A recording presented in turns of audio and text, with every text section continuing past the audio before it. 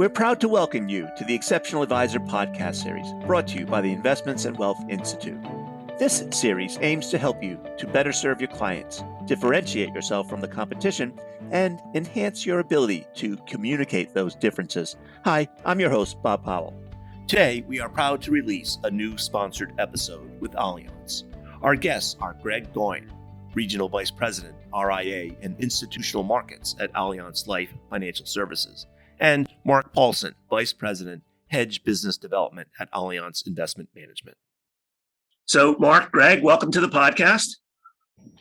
Thanks, Bob. Happy to be here. Thanks for having us. It's a pleasure to be with you again as well.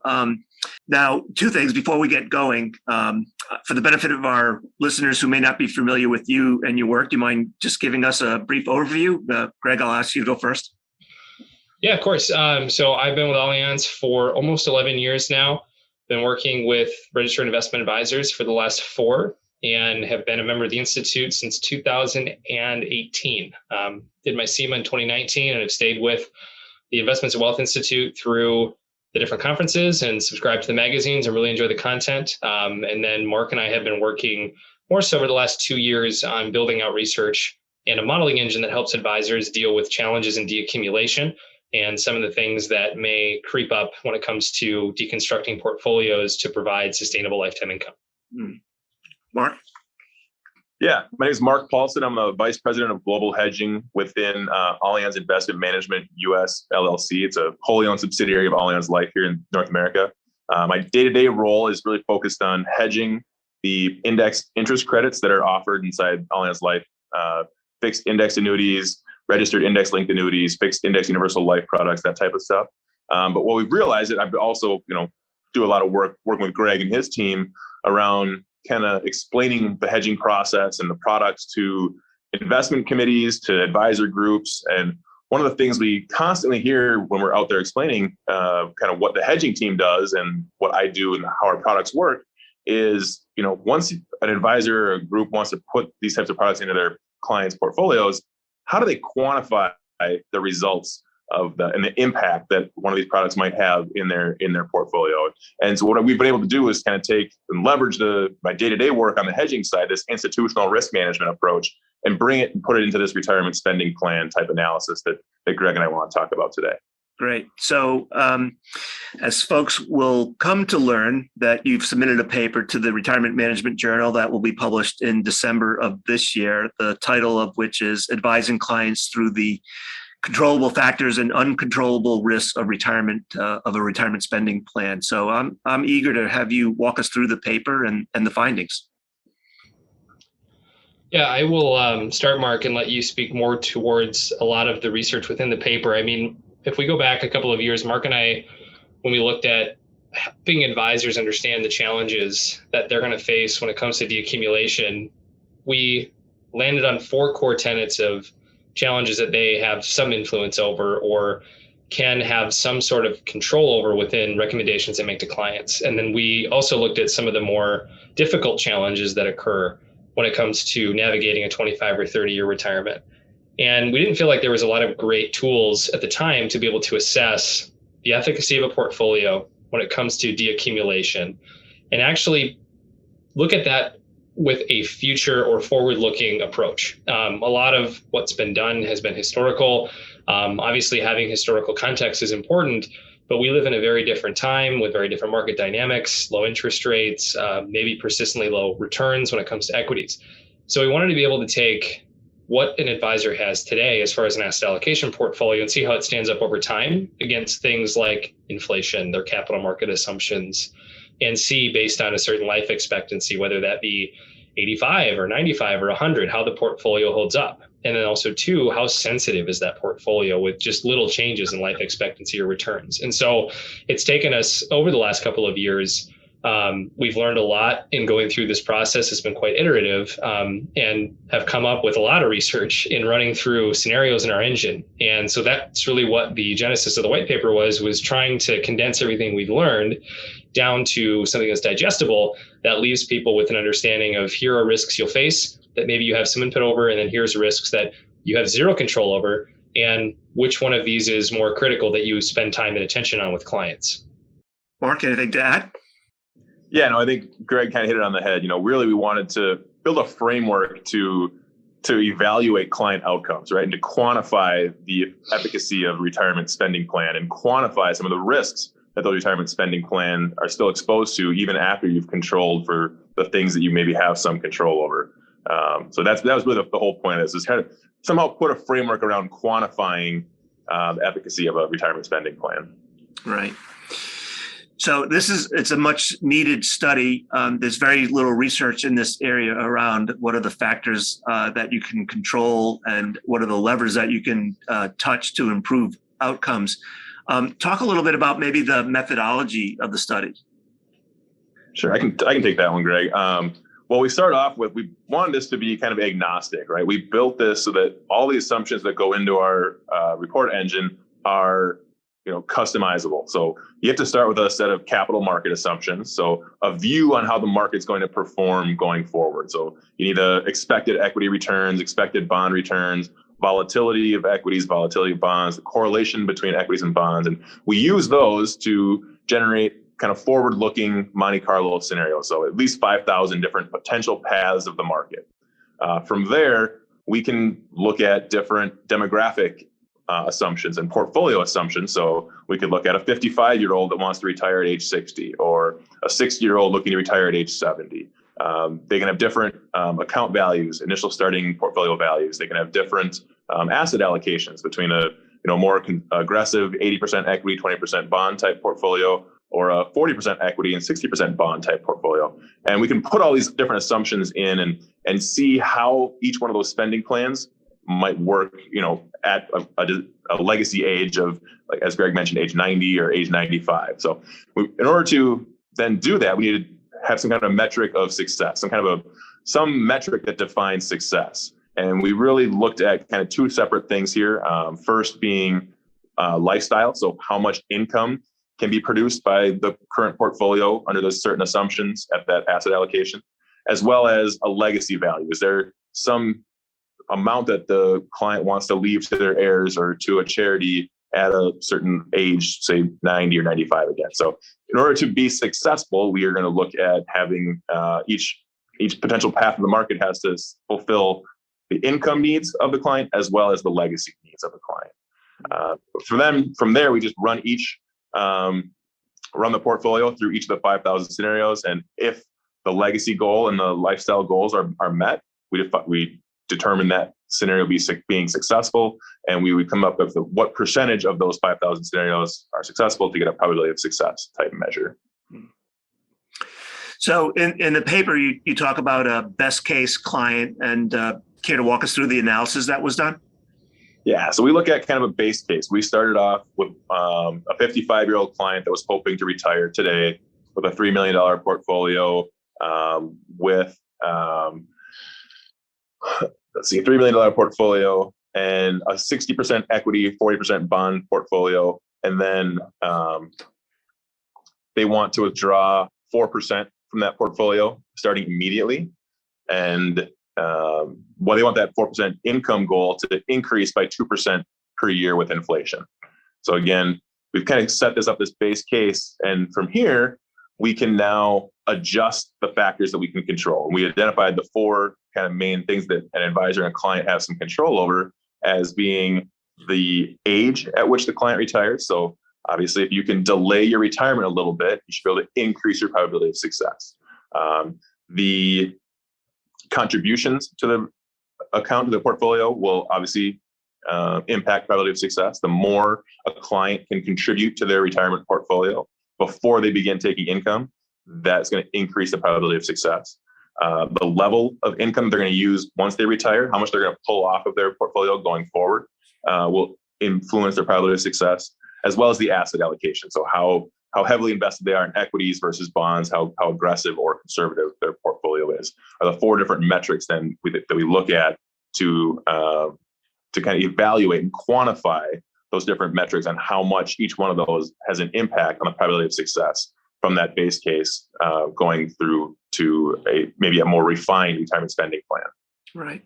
So what's remarkable in the paper is the degree to which you improve the probability of success with those controllable factors. Just talk for a moment about that. Yeah. So for example, our base case is a 55-year-old that wanted to retire at age 55.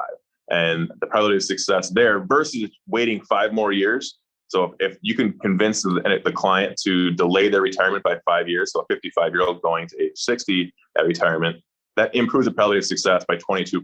So an additional 22% of those 5,000 scenarios were successful in meeting their lifestyle and legacy goals just by only changing the one factor of the retirement age. And then in terms of aggregating all those factors, it improves to what, 93%? Somewhere around Correct, there? Yeah.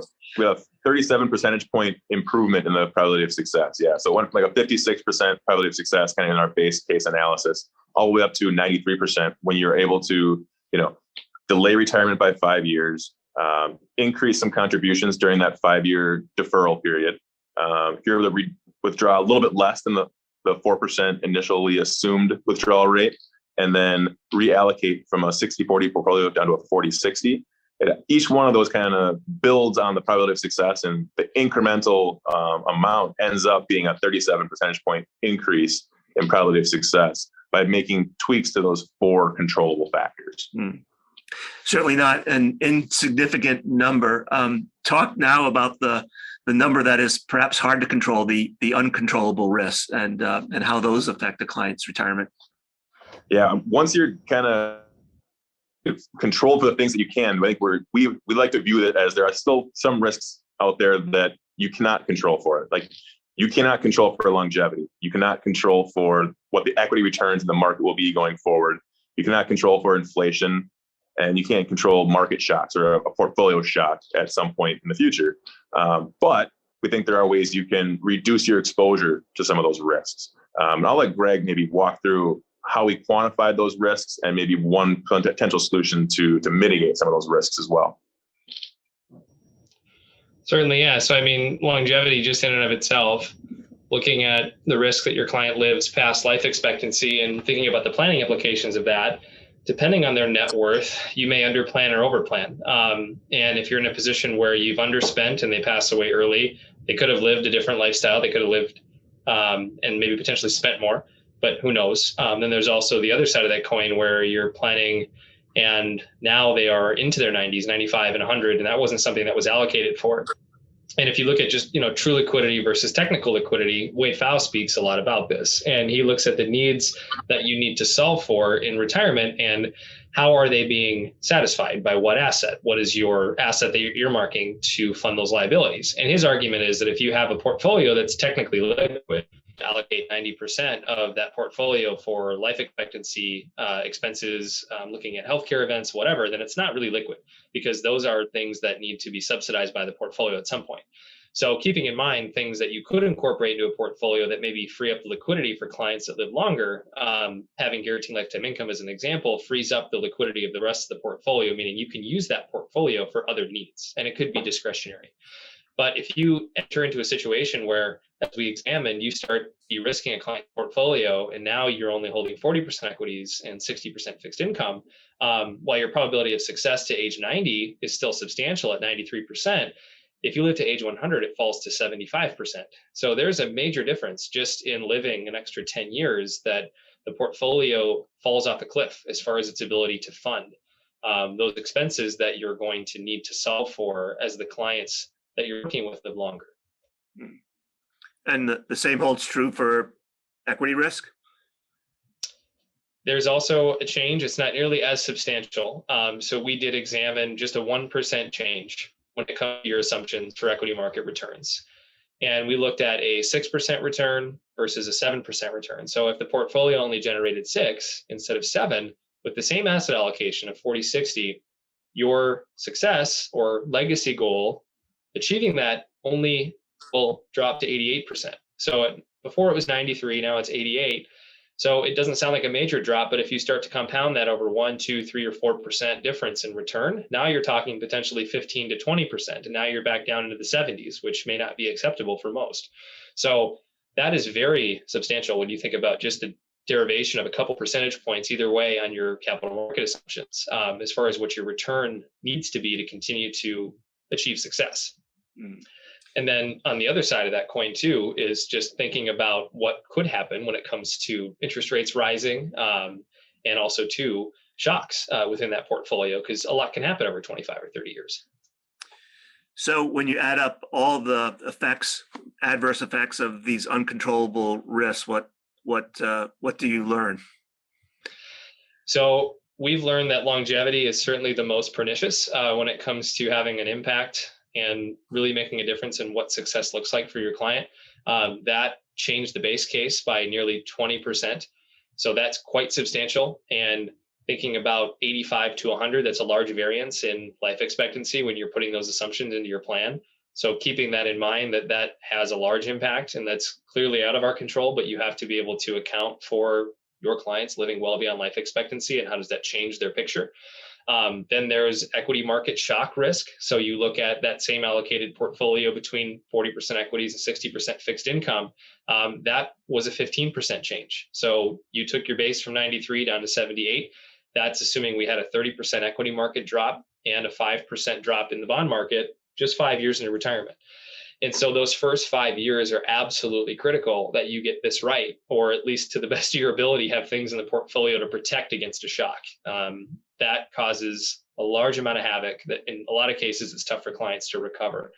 Then you look at things like inflation, which are becoming more of an issue. If you're checking prices over the last couple of months, I mean, we've seen a change in a lot of just staples. And so inflation risk is real. It's going to continue to be a challenge.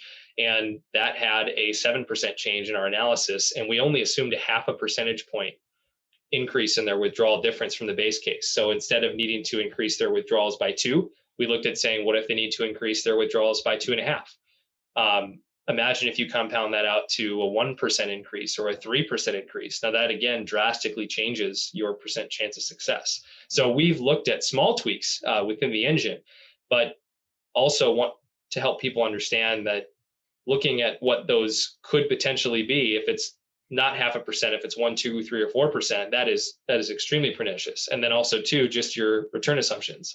If you're within a point or two difference of what you're assuming, that plays itself out over 25 or 30 years. It makes a large difference in what your ending outcome looks like.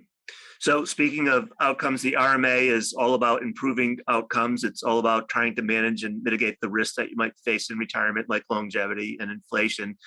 And it's about using the appropriate risk management techniques to identify which are the most appropriate products and which are the most appropriate accounts to use to create a portfolio for a client that will help them achieve their goals. Talk about how one can improve outcomes in the face of these uncontrollable risks. Mark, do you want to take it for more of a portfolio and asset liability matching, and I can address more so solutions specifically? Yeah, so I'll start off and just kind of, you're right, hitting on the RMA. I mean, our research really kind of tried to build that framework to how to actually evaluate client outcomes and quantify those retirement risks. And now that we've got the framework built around the outcomes and how we can quantify that, now we can strive to find ways to improve those client outcomes and ultimately manage and mitigate those retirement risks. And one of the products that we think that can do some of that is a registered index-linked annuity with the potential for increasing income. It's a product you'll see kind of out in the marketplace now. It's, there's fee-based versions, there's commissionable versions of these products out there. It's not annuitization. This is a guaranteed lifetime income benefit. So you're not handing over money to an insurance company and seeing an account value drop instantaneously. These products have an account value. So if you had $1 million account and you allocate 20 or 30% to the annuity, you still have the $1 million account value the next day. And we've seen that these types of products, the guaranteed lifetime income inside of them, especially if it has the ability to increase, can actually reduce your exposure to those risks that are uncontrollable. The longevity risk is obviously drastically reduced when you can have a product that offers guaranteed lifetime income. Your exposure to inflation risk can be reduced because you've got this potentially increasing income stream coming from the registered index-linked annuity. Your exposure to equity returns can be reduced because you've got some buffer during the accumulation period and some more defined outcomes inside the annuity during the income period. as well as your exposure to shocks can be reduced as well. But I'll let Greg dig a little bit deeper into maybe how some of that works. Certainly, and some of the things that you're posing to candidates pursuing the RMA and some of the curriculum just around threats to retirement income that aren't present in accumulation, and looking at what's different. And obviously the math is different. And so just having things in place that buffer against the downside, but then ultimately to create an asset that you can draw on that will continue to provide income, even if you exhaust the principal. And so I think ideally we'd like to structure portfolios where clients can live off of principal and they don't have to, live off of the interest and not have to dip into principal, right? I mean, the whole goal is to preserve the principal. And one of the things that Mark and I have found in leveraging annuities with lifetime income benefits versus annuitization as an example, because there's been so much academic research done on annuitization, that there are solutions out there that are available that doesn't require that. And when you look at what that means to a client and to an advisor, it helps them create more efficient retirement income streams. So in a lot of cases, you're able to increase the legacy wealth that a client will have in the future. And we're talking, 20, 25, 30 years in some cases, where you're actually able to grow their net assets over that period of time versus starting to see a declination of assets as their withdrawal rates get much higher. What you're going to be needing later in life with things that can come up, you end up taking a lot more out of the portfolio. So this helps keep that withdrawal rate a lot lower, in some cases less than 4% on aggregate of the whole portfolio, when you have a product that can pay 5, 6, 7%, if not more in some cases, over a client's lifetime. And so while you may exhaust the asset over a period of 25 years, that's perfectly okay, because it should give you the ability to take less off the rest of the portfolio. You're taking pressure off the portfolio, and maybe you invest differently over that horizon. So keeping in mind solutions that are readily available to advisors today, and then to Mark's point, being able to put a framework around how do I model this? How do I actually put this into the context of what I see in the future versus what's happened in the past? And addressing some of those risks that are not present in accumulation. Sequence risk doesn't matter in accumulation if you have a long horizon. You keep investing, you get through it. It's noise on the radar. But when you start to see losses in retirement early on and you're withdrawing, that compounds things. It makes that a lot more difficult to recover from. And inflation becomes more of an issue, keeping purchasing power, and then just sustainability and making sure that not only your clients keep the lifestyle they want, but maybe also to pass on the legacy they desire. And that's one thing Mark and I talk a lot about is lifestyle adjustment. What's your probability of having to adjust? So for some people, it's not that failure is running out of money. That's not reality for them. But failure might be that they can't do the things they are used to doing in their working years. So trying to put, that framework around it so people can evaluate these just like they would other investments. So it's a good point. I'm often reminded of that there's a gentleman who once said to me that people don't necessarily run out of money like Wile E. Coyote running off a cliff. It's more that they run out of lifestyle, and I think that's the point that I take from what you just said, Greg. Yeah, I mean, everybody needs cash flow, right? Everybody's got a certain expectation of how they'd like to see things go. And then when things change, we'll often hear people say that guaranteed lifetime income isn't a concern, but it's not necessarily that they need more guaranteed income. It's a matter of cash flow and lifestyle that they want to maintain. Yeah. So in the study, you looked at the impact of a RILA on the controllable factors. Talk a little bit about what you found there. Yeah, I can hit on that. We basically we compared our 40% equity, 60% bond portfolio that we ended up with after we made those 4 adjustments to the base case that ended up with a 93% probability of success. And we took that 60% that was allocated to the bonds and we split that in half and kept 30% invested in bonds, and we allocated 30% to the RILA. What we found was that even in the base case scenario, so even if things go according to all the plans that you put in, your capital market assumptions maintain, your inflation assumptions, there are no major risks that you see when you evaluate the portfolio without the annuity, the 40% equity, 60% bond portfolio against the 40% equity, 30% bond, 30% annuity portfolio, you actually see that the probability of success, even if things go according to plan, increases by just allocating that 30% to the annuity. So you can improve be above and beyond your base case by taking 30% of your bond portfolio and allocating it toward the annuity. And then its impact when you look at uncontrollable risks. Yeah, it definitely has a mitigating factor on those uncontrollable risks. So again, in our base case, when you change that life expectancy or the terminal age from age 90 to age 100, you saw that 93% probability of success drop by 15 percentage points. When you have the annuity in the portfolio, the 40, 30, 30 instead, that probability of success, I don't have it right in front of me, but I think it's 5 or 6% drop as opposed to the 15%. So yep.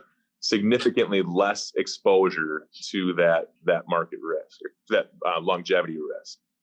It was dropped 18% without the annuity and 5% when you include the RILA into the portfolio. And similar reduction in your exposure to the equity risks, the inflation risk, and the shock risk. I think all of them, it reduced the equity risk and the inflation risk reduced by at least 2 to 3 percentage points. The exposure, the amount you're exposed to those risks, and then the shock risk, it actually reduced by almost 10 percentage points, 9 percentage points of reduction to that risk. Greg, you were about to add something? Yeah, I was going to say, I mean, it takes you to single digits, right, as far as your exposure and the magnitude of those risks. And if you think about having a baseline of 93%, and you may stop there and say, that's perfectly acceptable, we're going to be fine. Dig deeper, and maybe going from 93 to 96 in this example doesn't seem like it's super meaningful. But then when you cut that to a much shorter risk when it comes to longevity, equity, inflation, and shock risk, and now you peel back the onion and you see, okay, well, these things could present a challenge if something happens, right? That's the scenario testing. So on the face, it doesn't seem like there's a real need to dig deeper. It seems like things are going to be fine. The percentage chance of success is really high. It could still go up, and that's a good thing, but also too, uncovering some of those things that are hiding, that are high impact, but low probability risks. And that's one of the things that, whether it's a modeling engine like this or within the financial planning software through scenario testing, is critical, is trying to identify those high impact, but low probability risks that are hiding in a portfolio. And those are often things that are on clients' mind that they don't know how to bring up. Everybody still goes back to 2008. There's still pain there.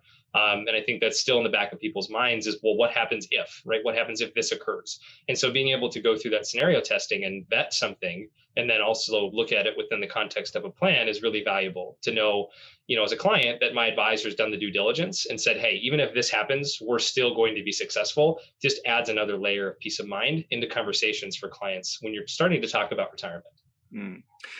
Talk more about there's the research, and then there's the tool that advisors can implement in their practice with their own clients. Talk more about that. Yeah, Mark, you want to start? Yeah. So kind of going back to our original hypothesis around this, the original impetus for building this tool in the first place was we didn't want to be telling people, hey, this is the Allianz view of the world. This is how we implement things, and this is why it works well in this specific scenario. We realize that advisors and their clients have their own view of the world, their own capital market assumptions, their own specific needs around income and account values and demographics. All those types of inputs, we built this impact report tool to take those in as inputs, and doesn't have to be the Allianz view. It can be a different set of capital market assumptions you can find on the web, or a customized set of capital market assumptions. We've got the ability to allocate to 3 or 4 different asset classes. We realize that some people might be like to analyze a little bit more in depth than just equities versus bonds. So we can add in global equities, U.S. equities, emerging market equities, et cetera. We can also again analyze these things from a different demographic perspective, different portfolio levels, different ages. All these different assumptions going into the tool will produce different outcomes. And to the extent certain clients or situations, it might be more or less beneficial to implement a registered index-linked annuity into those portfolios. We can look at allocating just 10% of a client's assets to it, or up to 40 or 50% of a client's assets into the registered index-linked annuity with guaranteed lifetime income. So we wanted to build this kind of agnostic and really allow access to it, so that investment committees, advisor groups, registered investment advisors, they all can perform their own analysis and really understand the implications that that their decisions have on the controllable risks, as well as their assumptions that they're putting into some of the uncontrollable risks. I'll just add one additional thing. I mean, the analogy I draw to is Aladdin. I think from the asset management side, BlackRock's done a great job of providing analysis where you can input a portfolio, get a better understanding of risks when you look at exposure to certain sectors or what you're owning, maybe there's overlap, et cetera. And so at a very baseline, we wanted to give advisors a way to test their capital market assumptions, their portfolio allocations against certain drawdown strategies and see what is your baseline level of success before you go into a full financial plan and see, okay, if I add in Social Security and everything else, how will the portfolio fare by itself? And then looking at, if I were to add in an annuity with lifetime income, are there benefits to doing so? And it's also really helpful for people to understand, well, how much is the right amount? That's a question we get often is, what is a proper allocation? What's enough to make this meaningful? What's not enough? And so we feel a lot better about helping people understand how much is an appropriate amount, and then from what asset class, and knowing that you've got assumptions for returns for equities and bonds, and then knowing what the annuity can provide from a return and risk perspective, then it helps you better understand which asset class is appropriate to reallocate from. So that way you're also still maximizing your risk-adjusted return with the portfolio and then still meeting the income needs. Yeah. So where can advisors learn more about the tool and how to use it? So we are in the process of making this more widely available to advisors now. I know that the tool was just added to our website, and the plan, Mark, correct me if I'm wrong, is to be able to allow people to run their own analysis over the next 6 to 12 months. We'd like to have that capability available. We're working towards that capability, exactly. Yeah, right now, it's a select group of Greg and his team, essentially, that can demo this. Eventually, we'd like to roll it out further than that. Yep. So our team specifically has the ability to run it. So it's our RIA Institutional Markets team, and that's something that you can request, whether it's on our website or send us an email, and that can be something we can produce and customize to any firm. So right now, it's more of a pull as far as requesting, but our hope in the future is that it can be more widely accessible to investment advisors to play around with on their own. So as the editor of the Retirement Management Journal, I'm always eager to learn what's next in terms of the research. Are there some unanswered questions or some things that you would like to further explore and write about, given what you've discovered in this paper? Yeah, I think one of the biggest things that we see here is that, probability of success, the way we're defining it is very kind of rigid. It's very deterministic. We're pulling a specific amount of income out every year, increasing that with inflation. And if the portfolio starts to go down, we're not adjusting our retirement spending plan right now. We're not adjusting our income needs. In reality, if a client realizes that their probability of success is decreasing because their account value is going down faster than they thought it would, they're going to change their behavior. They're going to adjust their lifestyle and withdraw less income from that portfolio. So one of the next steps we'd like to get to in the near future would be adding in some kind of a dynamic withdrawal strategy. So as the portfolio grows in value, maybe the client is able to take out more income and improve their lifestyle.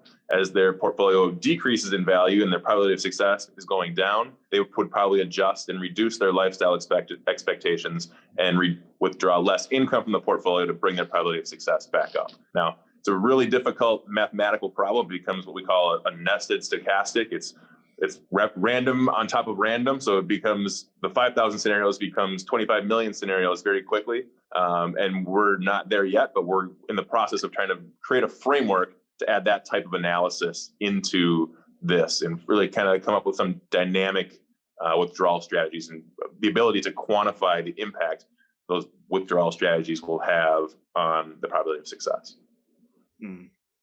So, Greg, I know I should have mentioned earlier on that that some of this work was influenced by Jim Sandich, whose papers we've published in the Retirement Management Journal. Just talk for a moment about the influence that Jim has had on your work here and the work that you might be doing going forward.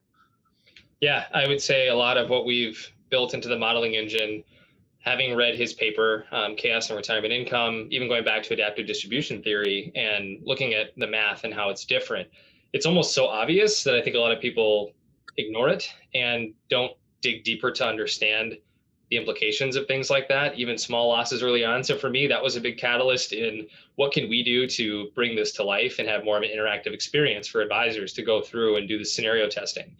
And then the last paper he came out with, Odds Are Retirees Don't Care About the Odds, was very interesting in going at Monte Carlo analysis, and the broader point being dig deeper. And so while we all kind of align around this terminology or this percent chance of success, and it's the headline of every single financial plan, it's also worth going through scenario testing, whether it's the What If Worksheet in Money Guide Pro or the Decision Center in eMoney, going through and doing that due diligence. Not that you need to go super detailed with clients, because we have a hard time processing probabilities, which I think was also a really good reminder from Jim's research and how to communicate to clients, keeping it simple, but also showing them that you've done the analysis and saying, okay, so if this happens, this is what the implication is. And so that was all really good for us to keep in mind as we present data, and how we can make this detailed enough for somebody who's very analytical to feel like it's accomplishing what they're trying to accomplish by way of providing that level of analysis, but also two, helping them get a high level understanding of where solutions can fit and make a difference. So for me, that was really helpful to have that as kind of a guiding light for, this is some of the things that we want to be able to demonstrate in our tool. And then also, hey, here's how we should think about speaking to advisors about it. So for me, that was really helpful just as a baseline to make sure we're incorporating some of those thoughts and then continuing to tell the story that Jim had built out in his papers. So we've covered a lot of ground. Is there anything that we haven't touched upon that is worth mentioning, or anything that we've already touched upon that bears reemphasizing? I'm not sure that we can cover everything in an hour, but I think that you've done a pretty good job, Bob, of asking us pointed questions. For Mark and I, really trying to remove stigmas around what annuities are and what they're not, and just focusing more on what they provide in the way of guaranteed lifetime income, and trying to give advisors ways to quantify the value of that is what we strive to do. If I were to leave everyone on this discussion with that, is just thinking more so about how to incorporate lifetime income, whatever that looks like. How can that have an impact within your client's retirement, within your financial plan, and think of it that way, not necessarily a packaged product that may or may not have, positive or negative connotations along with it. Well, I think it certainly fits in nicely with the RMA, that message, because in the RMA program, we think about matching, among other things, guaranteed sources of income against your essential expenses as just the basis for creating a floor for a client, and knowing that that floor will help them cover their living expenses over the course of their lifetime is a really important component of the RMA. So, Mark, Greg, I want to thank you both for joining us on the podcast today. I'm sure our listeners will benefit greatly from listening to it. Thank you, Bob. Yep, our pleasure. Thank you for listening. To learn more or to compare potential outcomes between RILAs and other potential retirement solutions, reach out to your Allianz sales contact. If you've enjoyed this podcast, please subscribe through iTunes, Spotify, or our website at www.investmentsandwealth.org/podcast to get the latest episodes of our Exceptional Advisor podcast series. For additional resources, updates on events, and exclusive membership deals, visit www.investmentsandwealth.org.